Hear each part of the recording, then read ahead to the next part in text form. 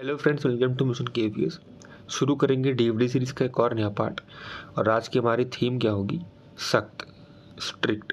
अच्छा, स्ट्रिक्ट से रिलेटेड जितनी वर्ड हमारे एग्जाम में पूछी जाती हैं, मोस्ट इंपॉर्टेंट वर्ड्स इस वीडियो में डिस्कस करके उन्हें आज भी रख लेंगे, ताकि जैसे ही हमारे एग्जाम में वर्ड्स आएंगे तुरंत हमारे माइंड में इनकी मीनिंग क्लिक कर जाएगी और हम आंसर दे पाएंगे।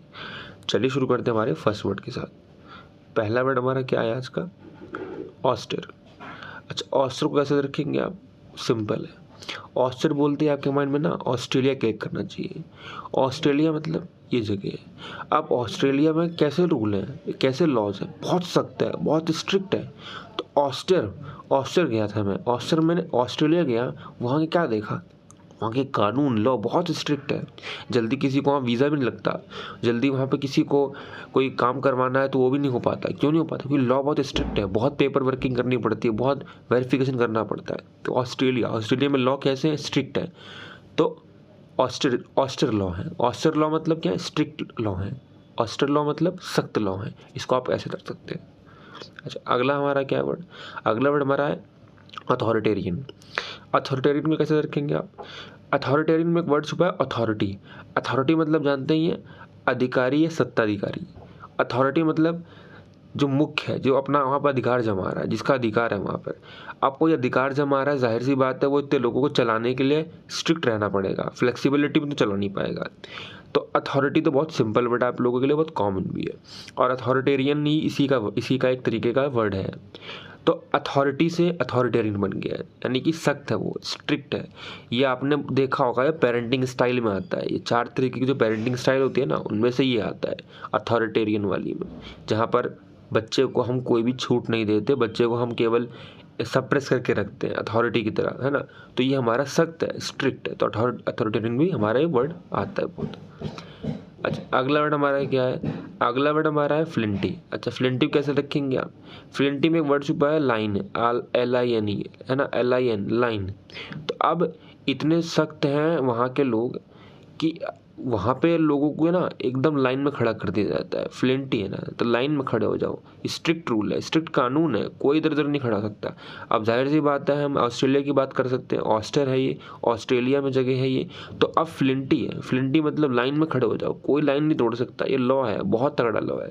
तो कैसा लॉ है? फ्लिंटी लॉ है। फ्लिंटी मतलब क्या है? सख्त है, सख्त लॉ है। तो ये हमारा फ्लिंटी हो सकता है। ऐसे जैसे भी आपको याद होता है आप याद रखिए, आपको याद होना चाहिए।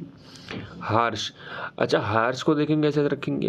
अच्छा, हार्श का मतलब स्ट्रिक्ट तो होता है, बट हार्श में ना स्ट्रिक्ट होना एक नेगेटिव सेंस भी जाता है। आप किसी को सप्रेस करके, किसी को आप डरा धमका के, आप एक तरीके का सख्त होना ना आपका नेगेटिव में सेंस जाएगा। तो ये वर्ड को हम सख्त में ले सकते हैं, स्ट्रिक्ट में भी ले सकते हैं, कोई इसमें दिक्कत नहीं है। बट ध्यान रखना, इसका नेगेटिव सेंस आता है। जैसे आप कहते हैं कि मैं किसी के लिए हार्श हूँ। हार्श मतलब क्या है कि आप उसके लिए नेगेटिव सेंस में हार्श है, आपने उसको सप्रेस कर रखा होगा, है ना। तो उस तरीके से भी इसे हार्श याद रख सकते हैं। अगला वर्ड कैसा था, इसको याद भी कैसे रख सकते हैं आप? अगर आपको ये याद होने में प्रॉब्लम हो रही है, बहुत सिंपल है। हार मान ली उसने। हार क्यों मान ली?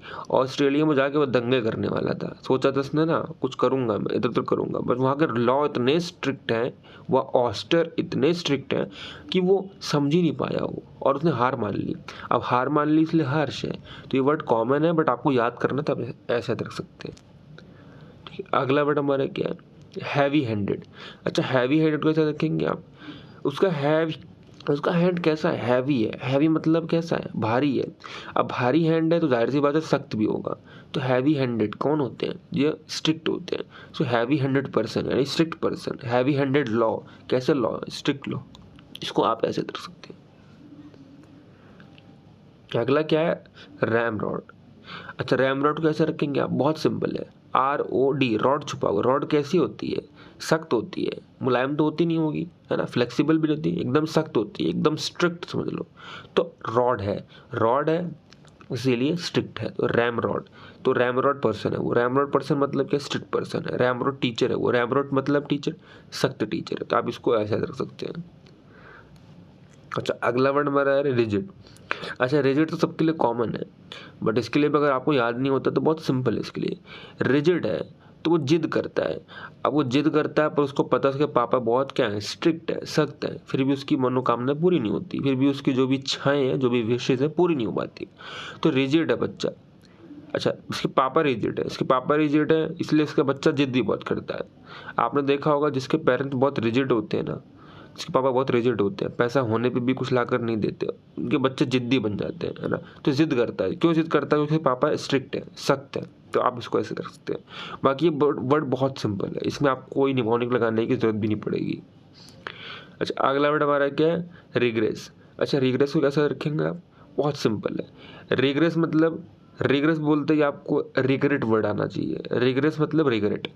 वो ऑस्ट्रेलिया गया, अब ऑस्ट्रेलिया आके वो रिग्रेट कर रहा है। क्यों रिग्रेट कर रहा है? क्योंकि अगर लॉ कानून बहुत सख्त है, वहाँ पे उसको एक एक चीज़ देखने के लिए, एक एक चीज़ समझने के लिए बहुत जद्दोजहद करनी पड़ रही है, और उसको इजीली कुछ मिल भी नहीं रहा वहाँ पर, है ना। इंडिया जैसा नहीं है कि इंडिया में यहाँ पर लोगों को बहुत छूट मिलती है, बहुत फ्लेक्सिबिलिटी है, बट वहाँ पर ऐसा नहीं है।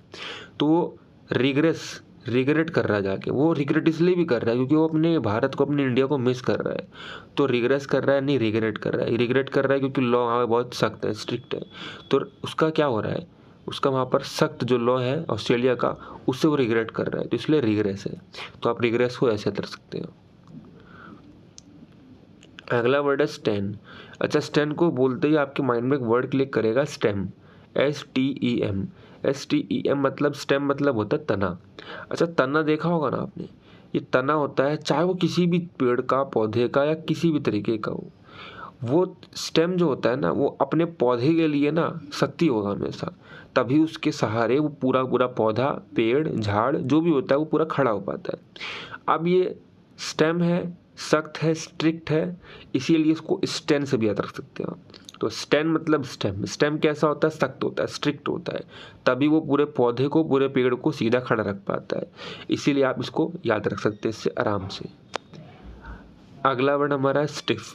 अच्छा, स्टिफ को कैसे रखेंगे आप? बहुत सिंपल है। स्टिफ से टिफ, टिफिन, वो बाहर का नहीं खाता कभी, हमेशा घर का ले जाता है, घर का खाता है, क्योंकि बहुत सख्त है उसका कानून, उसका रूल, उसकी हैबिट, उसका जो भी कहें आप, बहुत सख्त है। वो कोई फॉलो नहीं करता, वो किसी की मर्जी की नहीं चलाता, अपनी करता है वो।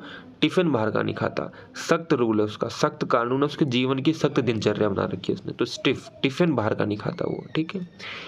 अगला वर्ड हमारा क्या? टफ। टफ तो बहुत सिंपल है, बहुत याद आता है आराम से सबको, बट मैंने टफ यहाँ इसलिए ले रखा है ताकि आप इसकी स्पेलिंग देख पाए। इसमें ए लगा देते हैं लोग और वो गलत हो जाता है, TOUGH होता है टफ। और टफ का प्रोनाउंसिएशन इसकी स्पेलिंग से टोटली डिफरेंट है, इसलिए मैंने वर्ड भी रखा है ताकि आपको अच्छे से याद हो जाए, ठीक है। अच्छा, लास्ट में वीडियो का एक question, what is the antonym of honest? Abase, obsequiousness, gregarious, covetous. जो भी आपका आंसर होगा आप दे दीजिएगा। मिलेंगे नेक्स्ट वीडियो में, तब तक के लिए देखते रहिए मिशन KVS।